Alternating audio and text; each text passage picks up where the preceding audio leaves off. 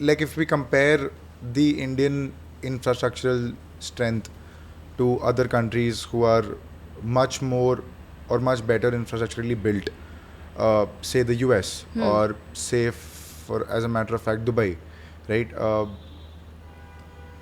What is it?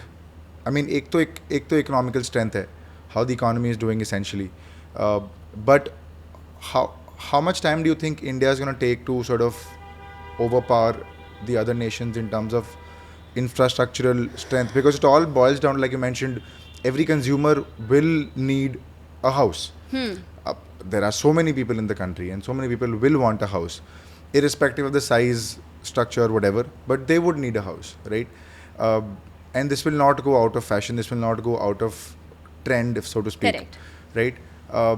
But if we need to overpower the other nations in terms of our infrastructural strength, what will it take?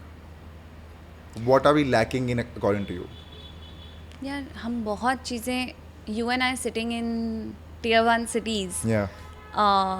We speak a very different language and we speak of a very different India.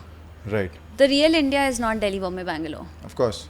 The real India is everything in between Yeah, absolutely. Delhi, Bombay, Absolutely. Bangalore and Calcutta, right? So for them, basic amenities are very, very necessary, right? I think we need very high quality education. How else are you going to skill your population? Because it is these skilled people who tomorrow then will create value through getting jobs across the world. You need healthcare. You need, infrastructure in the real sense of infrastructure. You need roads to commute. You need public transport. You know, हम cities में तो इतनी गाड़ियाँ हैं, हम एक जगह से दूसरी जगह जहाँ पे आप कभी-कभी तो चल के ज़्यादा जल्दी पहुँच जाओगे. Yeah, Bangalore है.